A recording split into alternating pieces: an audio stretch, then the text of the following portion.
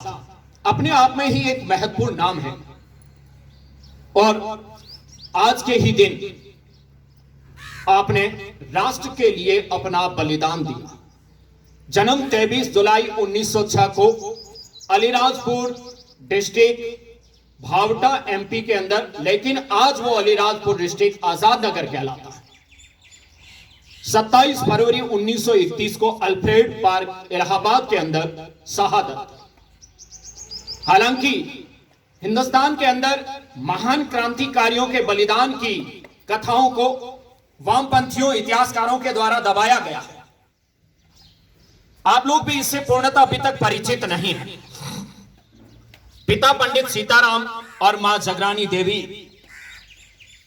के उस शिक्षा के पावन सानिध्य में बालक चंद्रशेखर बचपन से ही कुशाग्र बुद्धि का धनी था और राष्ट्र के लिए कुछ कर गुजरने का जो जज्बा था, उसी वजह से मनमनाथ गुप्त और प्रणेश्वर चटर्जी इनके बचपन के मित्र थे, जिनकी वजह से इनके जीवन में क्रांति का एक संचार हुआ और बाद में हिंदुस्तान प्रजातंत्र संघ के सदस्य बने।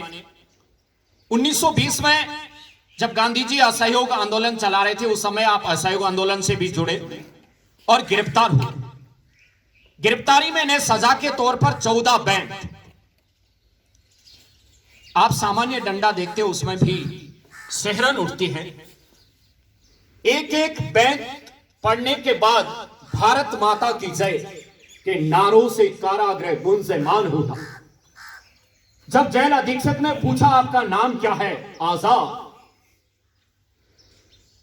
और उसी उद्घोष ने इन्हें अपने जीवन के अंदर, हालांकि आजाद का जीवन तो छोटा था, उन्होंने अपने जीवन काल में झांसी को क्रांतिकारियों का गढ़ बनाया और झांसी के ओरछा के जंगलों में तीर चलाना, निशानेबाजी सीखे और यहीं से हरिशंकर ब्रह्मचारी नाम से, गुप्त नाम से, मूल नाम तो चंद्रशेखर आजाद था, लेकिन सरकार पकड़ न सके इसलिए हरिशंकर ब्रह्मचारी गुप्त नाम से वहां पर वे बच्चों को क्रांतिकारी शिक्षा देते थे।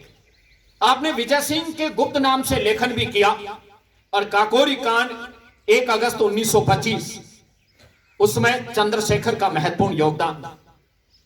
इसके बाद में देश को आजाद कराने के लिए 8 सितंबर 1928 को दिल्ली के फिरोज शाह कोटला मैदान के अंदर गुप्त सभा भी की और यहीं भगत सिंह को इस गुप्त सभा का प्रचार प्रमुख बनाया गया। आगे जाकर इन्होंने एक और नया दल बनाया, हिंदुस्तान सोशलिस्ट रिपब्लिक, और हिंदुस्तान सोशलिस्ट रिपब्लिक के कमांडर इन चीफ आजाद बने। जब लाला लाजपत राय को साइमन कमीशन के विरोध के परिणाम स्वरूप अपना जीवन गंवाना पड़ा, तब आजाद, भगत सिंह, राजगुरु ने यह ठाना कि सैंडर्स को ठिकाने लगाएंगे क्योंकि उन्होंने हमारे मित्र को मारा। और 17 दिसंबर 1928 को भगत सिंह और राजगुरु ने तो सैंडर्स को मारा और जब सैंडर्स का अंगरक्षक उनकी तरफ प्रहार करने की कोशिश करने लगा, आजाद ने अपनी गन से उसके अंगरक्षक को हमेशा के लिए सुला दिया।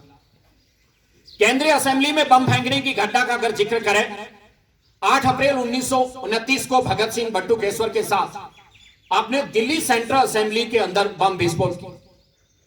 भगत सिंह और बटुकेश्वर दत्त तो खुद गिरफ्तार हो गए और न्यायालय में यह बताना चाहते थे कि ये जो अंग्रेज है, यहां देश का नाम सब हिंदुस्तान, तो यहां अंग्रेजों की सत्ता क्यों। लेकिन आजाद ने जिस समय बैत खाने के बाद में यह निर्णय कर लिया था कि आजाद कभी जिंदा अंग्रेजों के हाथ में नहीं आएगा। हालांकि समय की बड़ी विडंबनाएं हैं और परिस्थितियां भी बड़ी नाजुक थी। कुछ तुच्छ राजनेताओं ने आजाद के बलिदान को और आजाद के राष्ट्र के समर्पण को भी गलत अर्थों में लिया। मोतीलाल नेहरू जहां प्रशंसक थे आजाद के, पुरुषोत्तम दास टंडन जैसे लोग प्रशंसक थे, जबकि जवाहरलाल नेहरू ही आजाद की बलिदान या मौत का कारण बने। आनंद भवन में जब आजाद का उनसे मुलाकात हुई तो एक बार तो नेहरू विधक उठे, ये यहां तक कैसे पहुंचे, और फिर उसी बाबर नोट को सूचना देते। यहां तक कि भगत सिंह, सुखदेव और राजगुरु की फांसी रुकवाने के लिए आजाद ने दुर्गा भाभी को गांधी जी के पास में भेजा था, मगर गांधी जी ने भी क्रांतिकारियों का साथ नहीं दी और उस वजह से भगत सिंह, सुखदेव और राजगुरु की फांसी नहीं। अगर मित्रता की श्रेणी के संदर्भ में देखें तो मास्टर रुद्र नारायण, सदाशिव, भगवान दास महर, विश्वनाथ और शालिग्राम जैसे क्रांतिकारी आजाद के बहुत निकट सखा और मित्र थे। यहां तक कि हरदोई की जेल में गणेश शंकर विद्यार्थी से भी आजाद मिलने गए थे और देश की आजादी के संदर्भ में उन्होंने उनके सामने अपने विचार विमर्श भी किए। विडंबना है कि आज के दिन ही प्रातः जब आप आनंद भवन में नेहरू जी से मिलने गए और नेहरू जी से कहा कि हम लोग रूस जाना चाहते हैं और वहां से हमें सहायता मिलेगी, आप 1200 रुपए की व्यवस्था करिए। लेकिन यहां नेहरू जी ने राष्ट्रभक्ति की बजाय अपनी सत्ता की लोलुपता और अंग्रेजों के प्रति चाटुकारिता का अतुलनीय उदाहरण दिया और उन्हें कहा कि आप 3 बजे तक अल्फ्रेड पार्क में रहिए, मैं पैसे पहुंचाऊंगा। और इधर वहां का जो एसएसपी बॉबर नॉट था उसको सूचना भेज दी एक संदेश वाहक के साथ। और बॉबर नॉट ने जेल डायरी में स्पष्ट लिखा है कि जब मैं खाना खा रहा था तब नेहरू का एक संदेश वाहक मेरे पास में आया और उन्होंने ये सूचना दी। मैं तुरंत नेहरू के पास में आनंद भवन में पहुंचा और नेहरू ने मुझे बताया कि वो 3 बजे तक वहां इंतजार करना होगा। और बॉबर नॉट कर्नलगंज की पुलिस को लेकर और उस बाग को घेर देता है। उस समय उनके साथ में सुखदेव राज करके उनके मित्र थे। आजाद ने उस अपने मित्र को सुरक्षित निकालने के बाद अंग्रेजों से लोहा लाना था। और बॉबर नोट ने इसका भी जिक्र किया कि उसने अपनी 5 गोलियों से हमारे कई लोगों को मार दिया और अंतिम गोली उसने अपनी कनपट्टी पर तान दी। ये तो आजाद की शहादत की बात थी। लेकिन जैसे ही लोगों को पता चला उस अल्फ्रेड पार्क के अंदर हुजूम उमड़ पड़ा।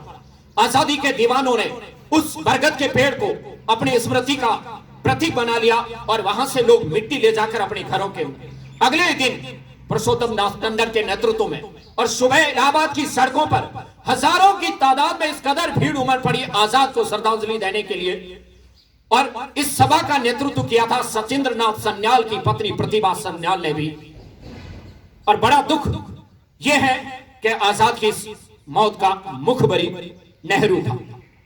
और वजह यह थी कि आजाद को उनके मित्रों ने कहा था आप नेहरू के पास में पैसे मांगने मत जाइए, लेकिन आजाद ने कहा उसके दिल में भी तो भारतीय खून दौड़ता होगा। इस प्रकार एक वीर देशभक्त और शहीद राष्ट्र आजाद होने से पहले अपने प्राण गंवाने वाले कृतज्ञ राष्ट्र चंद्रशेखर आजाद को भावभीनी श्रद्धांजलि देता है। आपके पद चिन्हों पर चलकर हम देश को उसी प्रकार पुनः अखंड भारत की अक्षुण्णता की ओर ले जाने की कोशिश करेंगे। जय हिंद, जय भारत।